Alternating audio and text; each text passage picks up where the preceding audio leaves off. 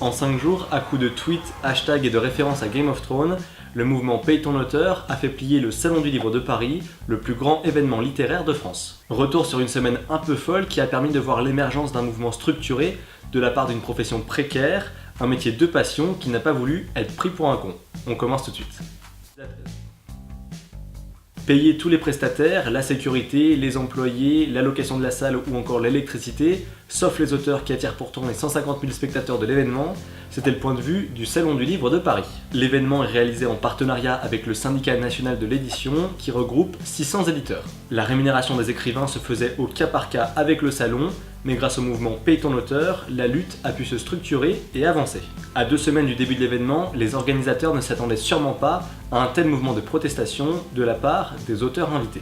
En effet, certains ont refusé d'y participer s'ils n'étaient pas payés pour les ateliers qu'ils devaient animer. Pour quelques gros écrivains, cet effort financier peut paraître négligeable, tandis que pour des petits, être invité à cet événement prestigieux est une belle opportunité. Mais les lecteurs payent leur place pour profiter des 3000 auteurs et dédicaces proposés sur le salon, tandis que les éditeurs payent également leur place de stand, alors pourquoi ne pas rémunérer les auteurs? D'autant qu'il y a une hausse de la fréquentation sur l'événement, et si l'entrée est gratuite pour les moins de 18 ans, il faut compter sinon en moyenne 10 € pour un adulte. En fait, le Salon du Livre ne voulait pas payer les auteurs qui venaient faire leur promotion lors de l'événement. Ils estimaient que parler de son dernier livre ou d'une thématique s'y référant ne nécessitait ni travail, ni préparation, ni rémunération. Mais en donnant de son temps pour faire de la médiation ou de l'animation, toute personne mérite une gratification. Surtout que les auteurs sont payés quand ils interviennent dans les médiathèques ou les bibliothèques et même dans les écoles, alors pourquoi ne seraient-ils pas rémunérés au Salon du Livre de Paris? Les organisateurs pensaient que la visibilité faite aux auteurs avec un public de 150 000 personnes était une récompense suffisante, et qu'une intervention au Salon du Livre était comme s'ils allaient faire de la promotion dans un média pour parler de leur travail. De toute manière, la comparaison est un petit peu douteuse puisqu'on ne paye pas pour écouter un entretien à la radio ou regarder une interview à la télé. Certains spectateurs pensaient qu'une partie du prix du ticket d'entrée allait revenir aux auteurs, et ils ont été plutôt surpris d'apprendre le contraire. D'autant que le public paye pour voir ces personnes, ça paraît inconcevable de ne pas les rémunérer. La visibilité et la popularité de l'événement existent grâce aux auteurs et non pas le contraire. Être auteur, c'est un travail de passion, mais ça peut aussi être une profession précaire. Les écrivains donnent de leur temps et de leur personne pour préparer des ateliers, mais ils ne vont pas non plus dire oui à du travail gratuit, il ne faut pas non plus les prendre pour des idiots. Sauf si on vend des best-sellers, aujourd'hui être écrivain ça peut être compliqué, puisqu'il touche en moyenne 1 € par livre vendu. C'est donc pas étonnant de voir que 41% des auteurs professionnels touchent moins que le SMIC, selon le ministère de la Culture. Les auteurs ont des incertitudes sur leurs revenus et leur régime social, il y a une hausse des cotisations sociales.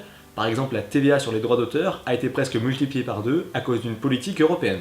Être rémunéré sur ce genre d'événement, c'est donc pas négligeable. D'autant que le Centre national du livre, qui est partenaire du Salon du Livre de Paris, recommande vivement la rémunération des auteurs sur ce genre d'événement. Une journée complète d'intervention sur ce type d'événement devrait être rémunérée 376 €, 188 € pour des dédicaces ou encore 150 € pour un plateau face au public. Pour éviter une rémunération au cas par cas, comme c'était initialement voulu par le Salon du Livre, le mouvement Paye ton auteur s'est structuré et unifié autour de 2 entités, la charte des auteurs et illustrateurs jeunesse d'un côté et le syndicat des auteurs de bande dessinée de l'autre. Samantha Behi, qui est écrivaine et présidente de la charte, a été très présente sur les réseaux sociaux et elle n'a pas hésité à interpeller les personnes compétentes pour donner de la force à ce mouvement. Paye ton auteur est une nouvelle preuve de la solidarité sur internet et de la potentielle force de frappe des réseaux sociaux.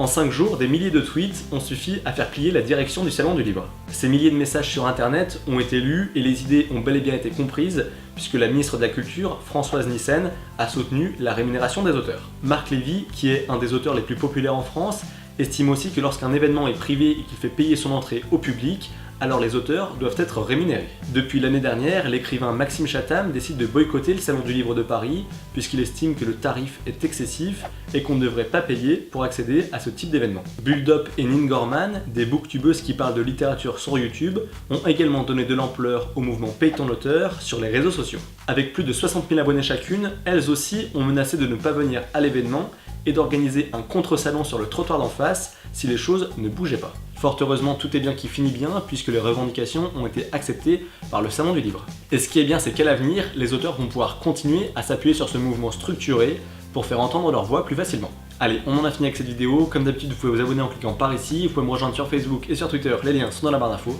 Puis n'hésitez pas à commenter, liker, partager la vidéo si elle vous a plu. Quant à moi, je vous donne rendez-vous la semaine prochaine pour une nouvelle vidéo. D'ici là, portez-vous bien et tenez-vous informés. Ciao.